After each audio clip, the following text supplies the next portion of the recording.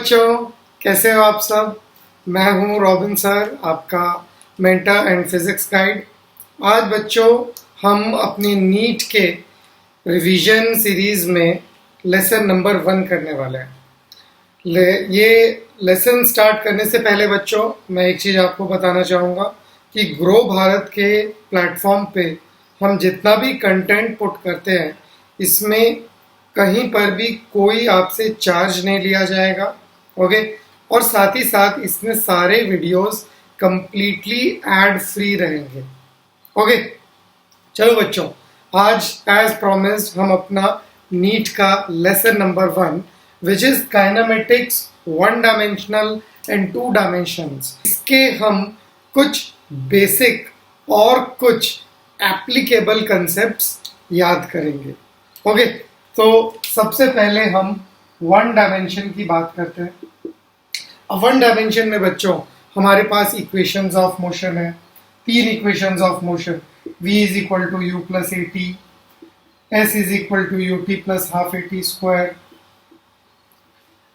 Your v square is equal to u square plus 2as, और एक 4th equation of motion भी है जिसमें distance covered in nth second का relation होता है। ओके, इनमें सबसे ज्यादा हमारे पास जो यूजफुल फंडा यहाँ पर रहेगा वो ये है कि यहाँ each of the equation has u and a common. इन सब इक्वेशंस में इनिशियल स्पीड और एक्सेलरेशन कॉमन होता है। तो अगर आपको ये दोनों नहीं गिवन है, ओके, और इसके बाद आपको final velocity, final velocity, displacement या टाइम पूछा जाए तो बच्चों आपको सबसे पहले u या a निकालना पड़ेगा। ओके, ये अपना सबसे नॉर्मल फंडा। दूसरी चीज इसमें u v a s, these all are vectors, सिर्फ टाइम ही स्केलर है। ओके, ये सारे वेक्टर्स हैं और हमारे पास सिर्फ टाइम ही स्केलर रहेगा। ओके, अब तीसरी चीज जो इसका एप्लीकेशन है, ये दोनों चीजें तो ऑब्वियस है। तीसरी चीज ये है बच्चों दैट हमारे पास जो सबसे ज्यादा यूज होने वाली चीज है यहाँ पर, ठीक है, 1 डायमेंशन में। 1 डायमेंशन में भी एक डिफिकल्ट क्वेश्चन बनाया जा सकता है। कब? अगर so case 1 is the case of your average speed। अब देखो बच्चों क्या होगा, जो एवरेज स्पीड है, average speed is total distance over total time. Okay, तो यहां पर हमको मिलने वाला है displacement through the equation of motion. ये तो डिस्प्लेसमेंट है। तो बॉडी अगर टर्न कर रही है तब हमारा डिस्टेंस और डिस्प्लेसमेंट डिफरेंट हो जाएगा। ओके, तो सबसे पहले आपको ध्यान क्या रखना है? ध्यान ये रखना है एवरेज स्पीड के केस में यहाँ पर ट्रैप कहाँ होगा, जब हमारा डिस्टेंस डिस्प्लेसमेंट से ज़्यादा हो। ओके, तो डिस्टेंस डिस्प्लेसमेंट से ज़्यादा, डिस्प्लेसमेंट के मैग्नीट्यूड से ज़्यादा कब होगा? एक केस में। किस केस में? व्हेन जो इनिशियल वेलोसिटी है ये एक्सेलरेशन के ऑपोजिट डायरेक्शन में है, क्योंकि ये होने पर बॉडी जरूर कभी ना कभी टर्न करेगी। The body will turn. अगर बॉडी पर इधर फोर्स लग रही है, इधर इनिशियल स्पीड है लेकिन एक्सेलरेशन इधर है, तो बॉडी कभी ना कभी बच्चों जाके जरूर टर्न करेगी। तो डिस्टेंस और डिस्प्लेसमेंट अलग हो जाने वाला। हम ऊपर की तरफ भी कोई चीज फेंकते हैं तो ये u इधर, g डाउनवर्ड्स, तो क्या होगा? बॉडी कभी ना कभी एक किसी पॉइंट पर मोमेंटरीली रेस्ट होगा, उसके बाद वापस जरूर आएगी। तो आपको देखना क्या है? इनिशियल स्पीड या इनिशियल वेलोसिटी और एक्सेलरेशन के बीच का एंगल। ओके, नाउ इसमें एवरेज स्पीड में दो केसेस ऐसे हैं जहां पर आपको रिजल्ट याद करने हैं और ये आपको नीट के एग्जाम में, एमएचसीटी के एग्जाम में बहुत काम आएंगे। ओके, सो फर्स्ट रिजल्ट है इसमें योर रिजल्ट नंबर 1। रिजल्ट 1, अगर आपको इस तरह की इंफॉर्मेशन गिवन है दैट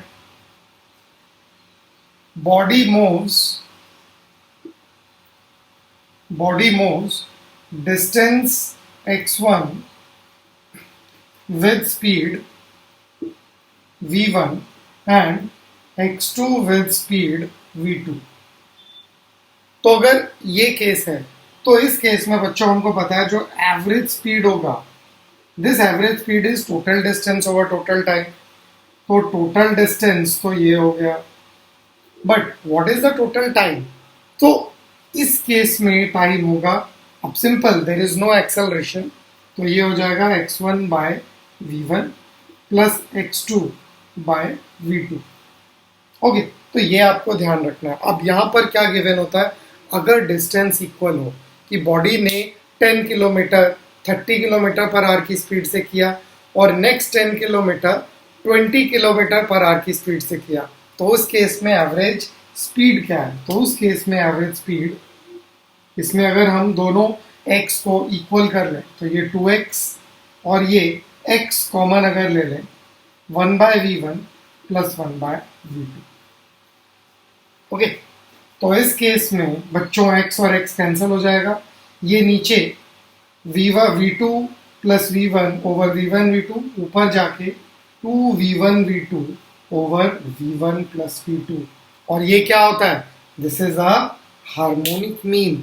मतलब बॉडी अगर एक इक्वल डिस्टेंस, बॉडी अगर एक डिस्टेंस किसी एक स्पीड से करती है और उतना ही डिस्टेंस दूसरी स्पीड से करती है, तो average speed of the journey would be the harmonic mean of the velocities.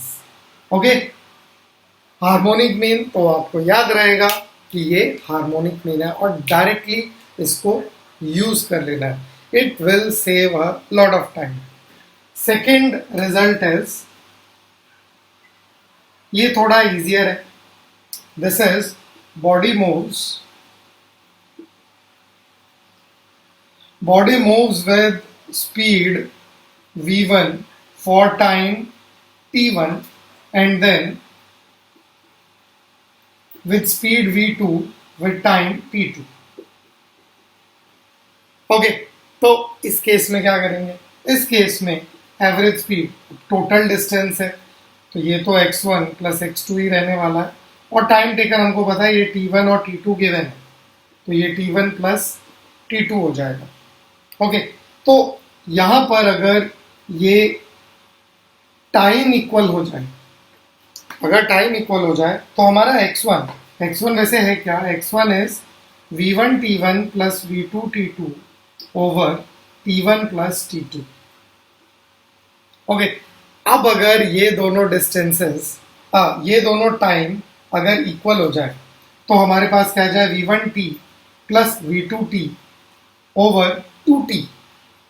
So this will give v1 plus v2 by 2। और ये क्या है बच्चों? This is the arithmetic mean. Okay, तो आ गए ना अपने पास पूरा का पूरा 1D हमने सिंगल क्लिक में रिवाइज कर लिया।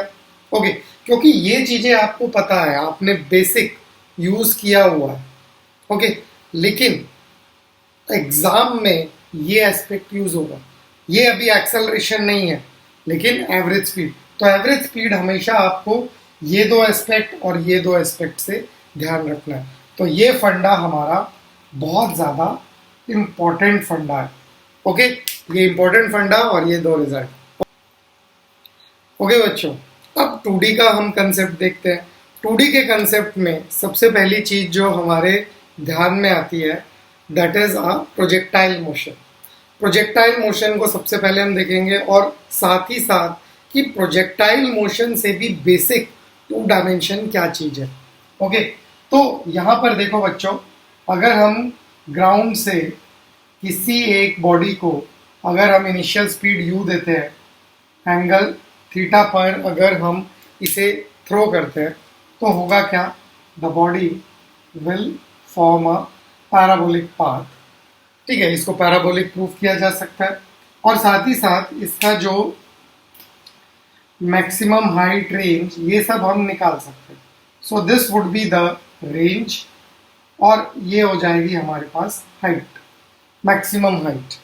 और जो टाइम लगेगा that would be your time period, capital T. तो यहाँ पर हमारे पास ये तीन फॉर्मूले आते हैं। So h is your u square sine square theta by 2g, your range is u square sine 2 theta by g। Okay, इन दोनों को हम इन वेलोसिटी के हॉरिजॉन्टल और वर्टिकल कंपोनेंट, जैसे ये अगर वेलोसिटी है तो this component u cos theta, इसको हम ux बोल सकते हैं, u sin थीटा इसको हम uy बोल सकते हैं। ओके, तो ux और uy मिल गए हमको। तो ux और uy के टर्म में this will become your uy square by 2g।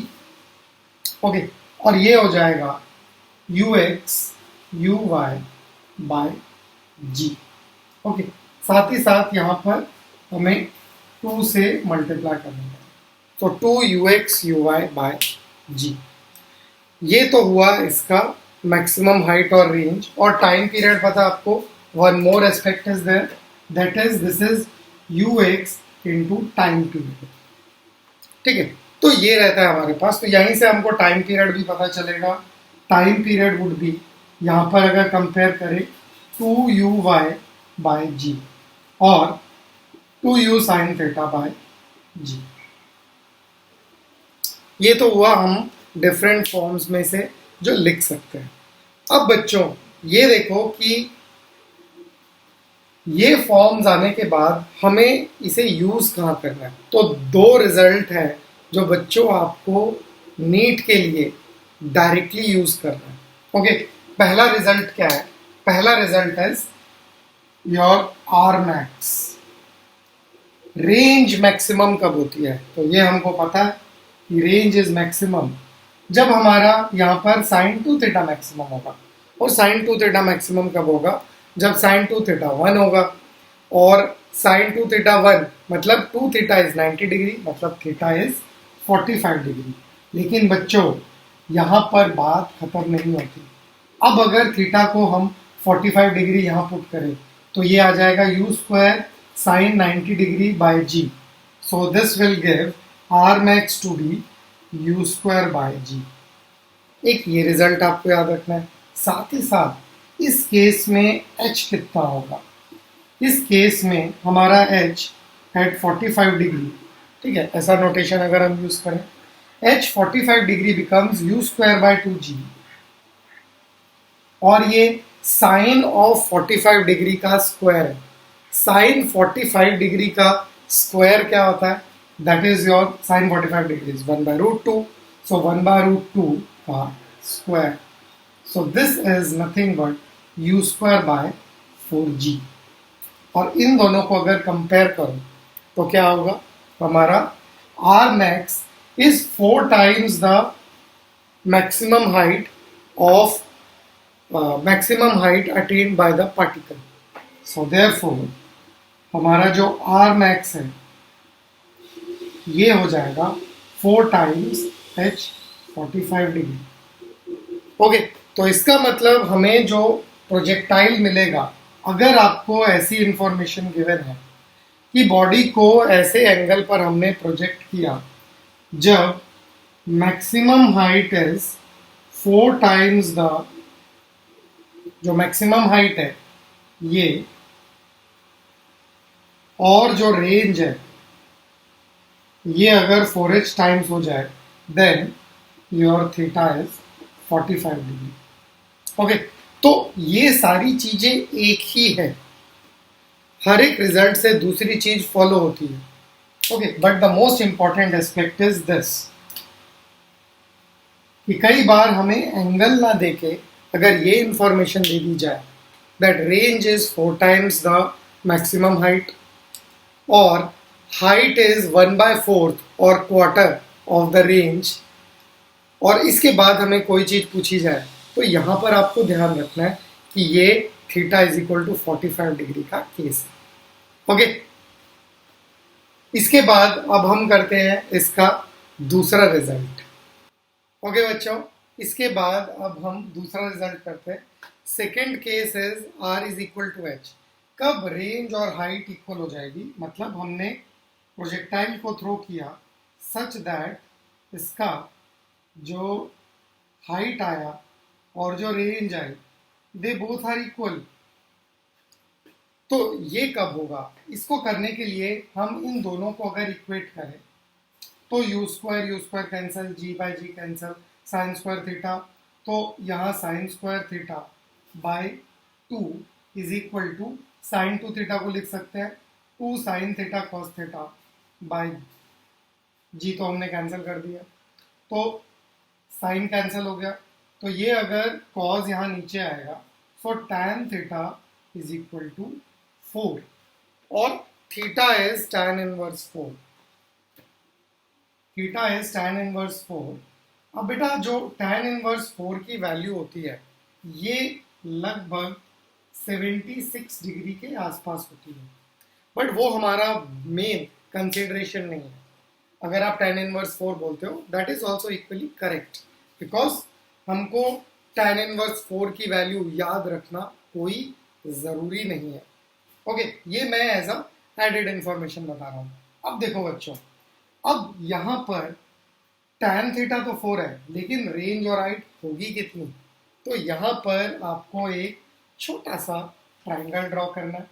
यहाँ पर अगर हम एक ट्राइंगल ड्रॉ करें जिसमें ये हमारा थीटा है, tan इनवर्स 4 का मतलब opposite side bye adjacent side, तो ये 4 ये 1, तो जो हाइपोटेन्यूज हो जाएगा ये हो जाएगा 4 स्क्वायर प्लस 1 स्क्वायर का square root by Pythagoras theorem, so this would be root 17।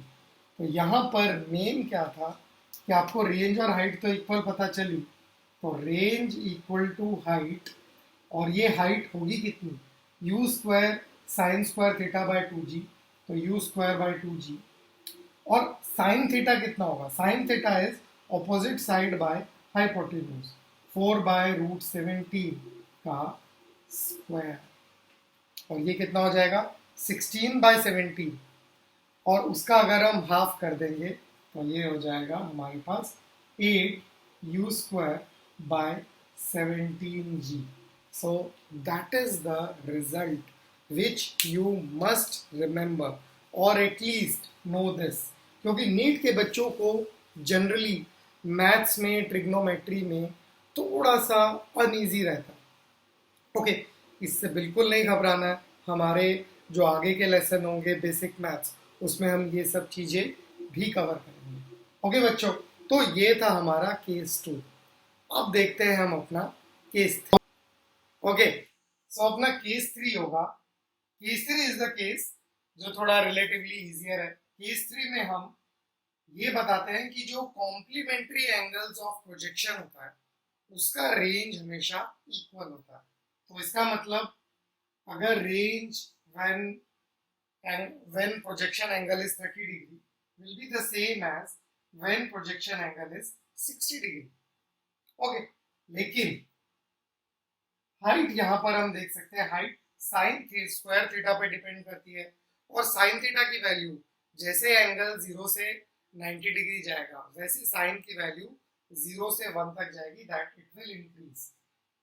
तो जो हाइट 30 डिग्री है it will be less than height of 60 degree. तो for complementary angles of projection आपका जो हाइट होता है दैट इज डिफरेंट। तो इसका मतलब अगर हमने एक चीज 60 डिग्री 30 डिग्री पे की, एक चीज 60 डिग्री पे की with the same speed of projection, तो इसका रेंज और इसका रेंज, इन दोनों का रेंज इक्वल होगा। तो यहाँ पर हम इसको बोलेंगे कि ये थीटा पर है और ये 90 माइनस थीटा।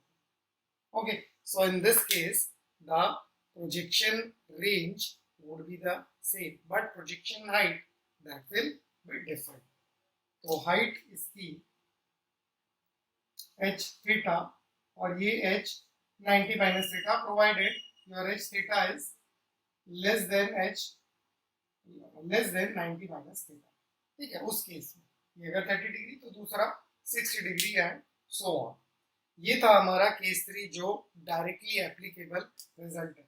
और केस 4 तो देखो बच्चों, यहाँ करते हैं हम केस 4. केस 4 के लिए हमको थोड़ा ज्यादा स्पेस लगेगा. केस 4 में क्या है दैट अगर प्रोजेक्टाइल को हमने यहाँ पर प्रोजेक्ट कर दिया है और उसके बाद ये u है, ये थीटा है, ये बच्चों आप जानते हो ये एक्स एक्सिस रहती है. तो एक पॉइंट P पर जब पार्टिकल पहुंचा जिसका कोऑर्डिनेट है x, y, इसका कोऑर्डिनेट है x, y, तो यहाँ पर अगर हमें इसकी स्पीड दी जाए, लेट्स से इसकी स्पीड यहाँ पर v है और ये x एक्सिस के साथ एंगल अल्फा फॉर्म कर रही है, तो देखने वाली बात ये है आपको पूरे प्रोजेक्टाइल मोशन में ये चीज ध्यान रखनी है कि ये अगर आपने प्रोजेक्ट किया तो पूरे टाइम तक ये वेक्टर ऐसे सीधा होगा, फिर ये वेक्टर ऐसे जाएगा. ओके, ये बात आपको ध्यान रखनी है. तो यहाँ पर जो हॉरिजॉन्टल कंपोनेंट है ये हमेशा इक्वल होता है. सो देयरफॉर हमारा u cos theta will be equal to v cos alpha. तो यहाँ से आप निकाल सकते हैं दैट अगर स्पीड निकालना है हमें, एंगल गिवन है, ये बोला जाए कि प्रोजेक्शन किया 60 डिग्री पर, तो जब वो 45 डिग्री पर वेलोसिटी होगा तब स्पीड कितनी होगी, तो ये स्पीड निकलेगी यहाँ पर ऐसे.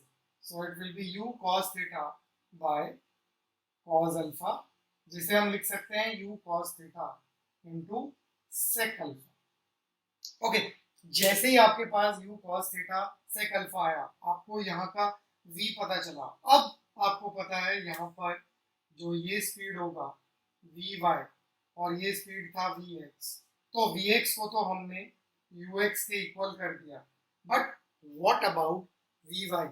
तो उसका अगर टाइम निकालना है, x कोऑर्डिनेट निकालना है, y कोऑर्डिनेट निकालना है, वो पूरा का पूरा अब इस इंफॉर्मेशन के बाद आपके पास निकल कर आ जाएगा.